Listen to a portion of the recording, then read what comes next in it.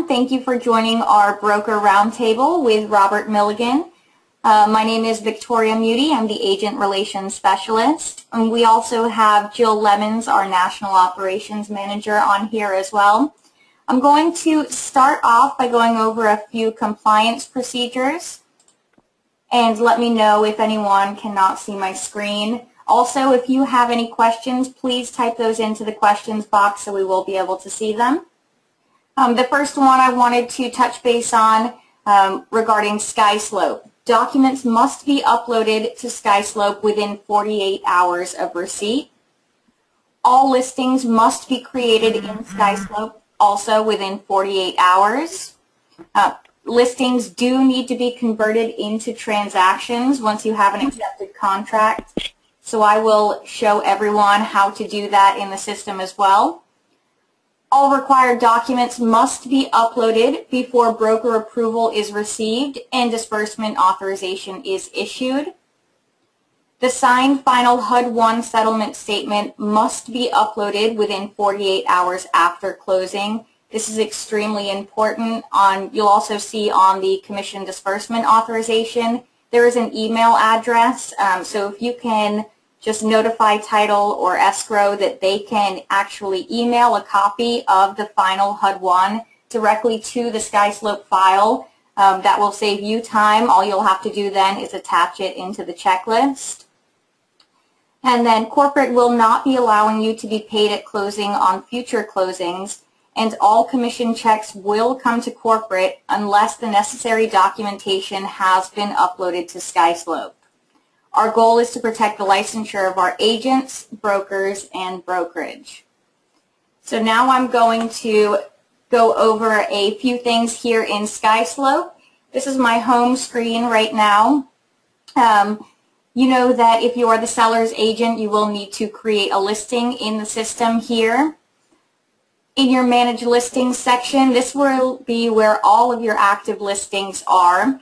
Any canceled listings pending approval will appear down at the bottom. Once you do have a listing in the system and you have an accepted contract, it's very important that you convert that listing into a transaction. That avoids having duplicate files in SkySlope, and it's also just a great way to keep everything all together. So when you do have that accepted contract, all you need to do is select the file. Just click it one time to highlight in blue. If you double click, it will open up the property file. And then select the accepted contract button up here at the top. It's that easy. And then your listing will convert into a transaction.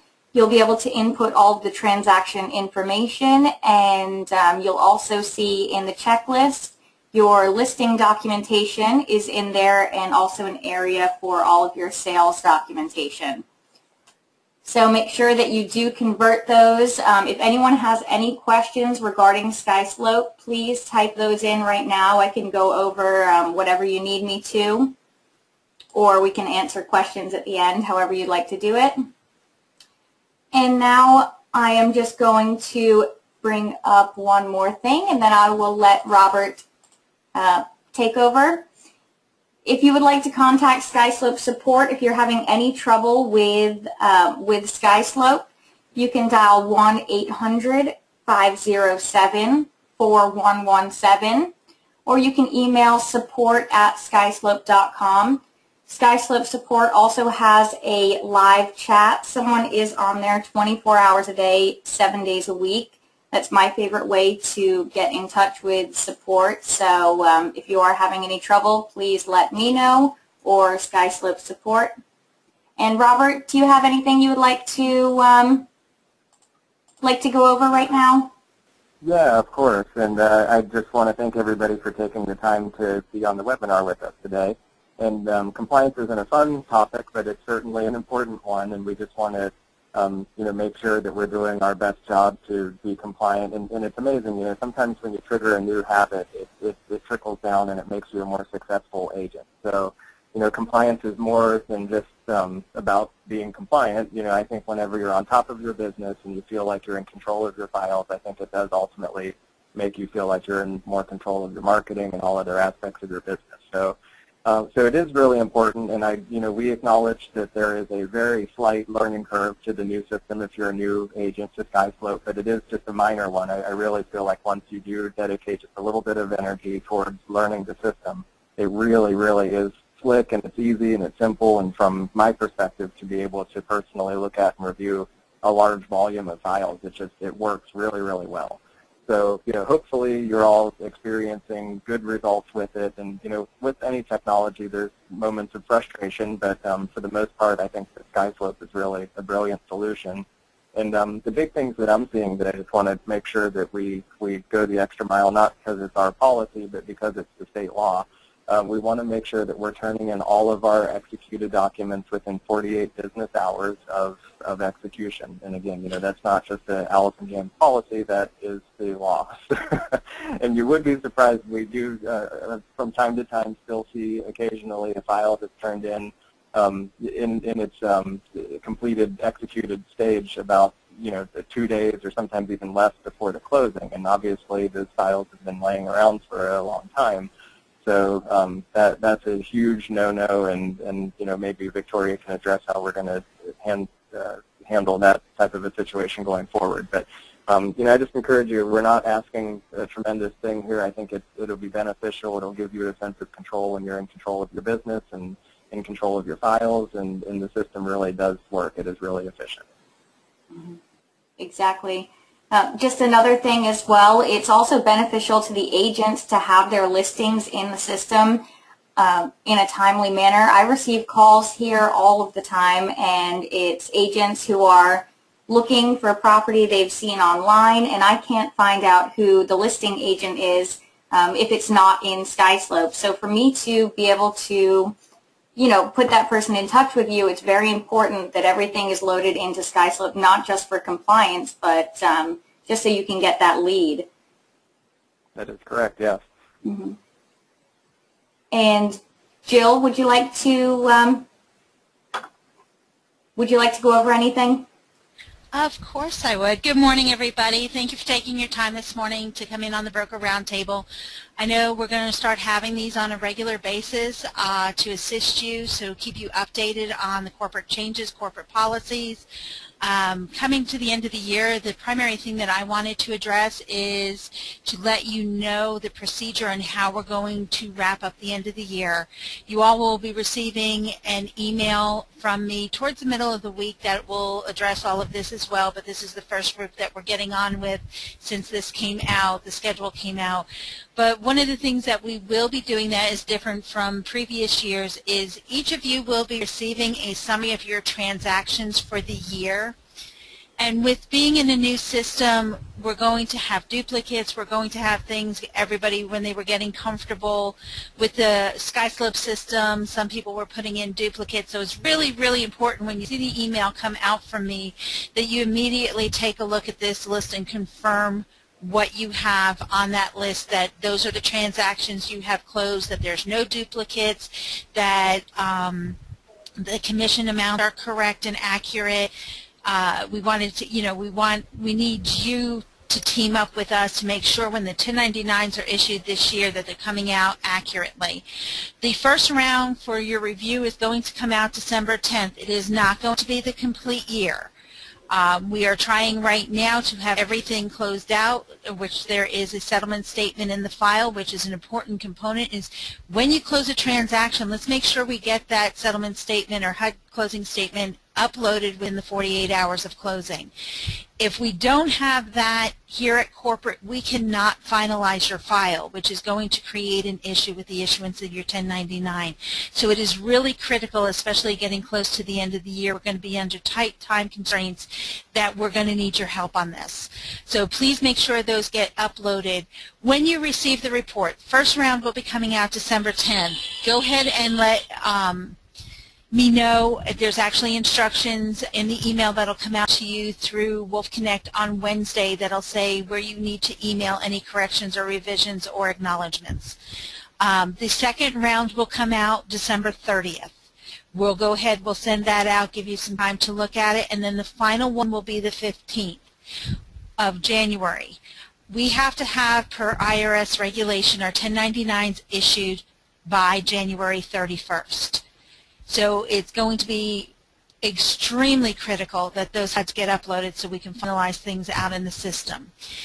If a 1099 has to be reissued after the initial issuance, the agents will be charged this year $250. That is our cost to have those revised. So it is really important. I don't want to see anybody having to pay that fee to have, because something, you know, wasn't uploaded correctly or something is not on there the way it should be. One thing I want you all to know, especially our Plan C agents, your commission that will show on the report will include your 325, which is your 260, 65, or 360 and 65, depending on which Plan C year you're under. That will be included in your commission. Those are expenses that you need to use as a write-off and work with your accountant relative to that write-off for your transaction fee and your E&O insurance. So keep that in mind when you're reviewing it, that even though your check may have been $1,000, that the commission showing may show $1,325 or $1,425. So that's it. So I don't want you to have to go through a bunch of that and sending it back. But again, review it each time I send it out. Make sure the information is accurate. Advise us of any corrections. Again, I don't want to see any imposition of any fees having to be put back on the agents, you know, for something that was missed. The other thing that everybody needs to be aware of is this 48-hour compliance period is going to be held steadfast. The corporate policy now is if we receive a check at corporate, as you all know, CDAs are not issued unless you have a broker-approved file. If we receive a check at corporate and the file is not uploaded into the system, or it is not approved by your broker because of incomplete documents, and you allowed the transaction to close without broker approval, which is against policy, it is against regulation, it is against state law. Your broker must approve your documents. You need to give the broker time to approve the documents. If you upload everything the day of closing or the day after closing, if there's an error in there, your broker has no recourse to be able to go back on that. We need to make sure that it is done within that 48-hour time period so Robert can go ahead and catch any errors that need to be changed or signatures that need to be gotten. But if we do receive the check, there is going to be a 25% penalty of your commission if that file is incomplete or not uploaded into SkySlope. You will be notified the day we receive the check, or you will be notified within a number of hours of receiving the check, and you will have 7 days in which to comply on that file. If after the 7 days that file is not compliant, you risk losing your commission. This is to protect you. We don't want to keep anybody's commissions, but we need you to get the files approved by your broker ahead of time. We've been through audits across the nation. We need to make sure this is done. I personally, not with this company, but for a friend's company, went through a DBPR audit. They're not nice. The first thing they will do, and Victoria brought up the point of making sure your listing is in the system, the first step a DBPR auditor does is walk in and pull the MLS records, and then they pull our files. If your MLS listing is not in that record within the 48 hours of that MLS listing being posted, there's a penalty. They're very strict on this. We need to make sure that we follow this. And again, if we get a phone call here, as Victoria said, we get phone calls day in and day out that people are looking for the agent on properties, and if we don't have any record of it, it's hard for us to get them to you. So we need, again, please make sure you get it up within 48 hours. It helps your business. Being compliant on your files protects your license. It protects the brokerage. That's what we're here to do. That's what our service is to you, is to make sure your license is protected, the broker's license is protected, and the company's license is protected. So again, bear with us to the end of the year, work with us, make sure that we get everything in, and everything will run smoothly. If there's any questions, Victoria's always available, I'm available, Robert's available. We have processing out in California. Please just give us a call, shoot us an email, send us an instant message, whatever works for you. We're here to help you, and we're here to help everything run smooth for your business. Okay, Victoria, do you have anything further? Do we have any questions? We do have a few questions. I have one here. There are times when a property closes on very short notice. I know that's in regards to holding the commission, I believe, with the file. I understand that, and that's, again, the critical component of making sure everything gets uploaded, because if you have it uploaded, nothing will close within 24 hours. Work title for a long time. Nobody will close it within 24 hours from a contract being signed. Mm-hmm. That's why we are steadfast on this 48 hours, because if you have a contract signed today on the 1st of the month and it's scheduled to close on the 7th, if you upload that by the 2nd, Robert has it approved by the 3rd and your CDA is out by the 4th. We keep under a very tight schedule at corporate to make sure you get what you need and title gets what they need. But you have to stick to that 48 hours so that we can keep to our schedule, especially under those tight time frames. Perfect. Do we have any other questions? We do have another question here. How does a cancellation of a transaction work in SkySlope? The first step is making sure that the cancellation has been uploaded. If the file has not been approved by your broker and you have not issued the commission disbursement authorization, then you will be able to cancel out that file. It will still have to be approved by your broker, but what you will need to do is go into your pending transactions, highlight the property you would like to cancel, and then select the cancel transaction button. It will ask you for the reason, and then it will go into your canceled transaction section. If the commission disbursement authorization has already been issued on the file, then you will need to make sure that the cancellation is uploaded and contact anyone here at corporate, and we will be able to cancel out the file for you. And Victoria, I actually, in my email that's coming out Wednesday, I do address that procedure. Mm-hmm. We are going to have those emails directed to Campos, C-A-M-P-O-S, at ajicorporate.com. Mm-hmm. So then she will be able to go ahead and process that out and finalize out the file in the systems the way it needs to be. Okay, great. And then I have another one here. Why do we need to re-enter the same information when a listing is changed to a contract? You will not need to re-enter the same information. When the listing is converted into a transaction, that is when you will need to add in the buyer's information and also upload the sales documentation. You'll already see all of the listing documentation in the file. Why, and I have another question here, why are transactions that are not closed showing up in the archived file? How do you get that corrected? I'm sorry, Jill.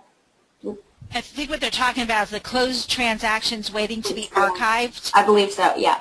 Mm-hmm. Okay, the CDA, once a CDA is issued, because of the interconnectivity and the integration between SkySlope and the back-end accounting system, once a CDA is issued and numbers are issued under SkySlope, it will lock it down. If you have a reason to where it needs to be reopened or information needs to be changed, again, you can email anybody here at corporate and we can go ahead and go in and do that for you. If you need to actually work in there and there's been a total change to the file, then we can discuss it or just contact one of us and we can go over it to see what the best avenue is to take with that. But the closed reference in SkySlope is more that it is closed to changes because it's been issued the CDA. Mm-hmm. When it gets archived, If it's an archive file that you need to have reopened, again, contact somebody at corporate. We'll evaluate the best approach to reopen that archive file for whatever reason you need it, and then we'll go from there. It will be archived when the file is completely closed and a settlement statement is received. Mm-hmm. Exactly. I have another question here. What if there is already a new contract on a cancellation? If you're referring to a listing which was converted into a transaction and that was canceled, we can then reactivate the listing as soon as that the transaction portion has been canceled in the system. So just, again, contact us, and if you have any questions regarding SkySlope, please let me know, or you can contact SkySlope support as well. Do we have any more questions? Let's see. Do you create a new transaction or revise the old one? You will need to create a new transaction in the system. That's only if they're the buyer's agent. Exactly. Mm-hmm. Yeah. If they're the selling agent, we do the cancellation, reactivate the listing, and then you do the transaction off of there. Mm-hmm. Exactly. Okay, I don't think we have any more questions. Is there anything, Robert, is there anything else you would like to go over, or? No, I think that was all very well said. I don't have anything to add. Okay, perfect. Jill, is there anything else? No, I just want to thank everybody, and again, our corporate team is here to support you. Call us, ask the questions, let us walk you through things. That is probably the easiest way, as opposed to, you know, being out there and not understanding or not knowing where to go. We're available from 8 a.m. Eastern Standard Time to 8 p.m. Eastern Standard Time. Processing and accounting out in California can be reached from 11 a.m. our time until 8 o'clock, and then of course Victoria and I can be reached from 8 a.m. to 5 p.m. and so, most times after that. So just give us a call. We're available to you anytime. Again, we're here to support you, so we appreciate you being part of the team, and we look forward to a very prosperous 2015. Perfect. And if anyone has any further questions after the webinar is over, please feel free to email me. My email address is agents@ajicorporate.com, and I will be happy to answer any more questions. So thank you everyone for joining us today. Thank you, Jill. Thank you, Robert. Have a great afternoon. Thanks, Victoria. Thanks. Bye.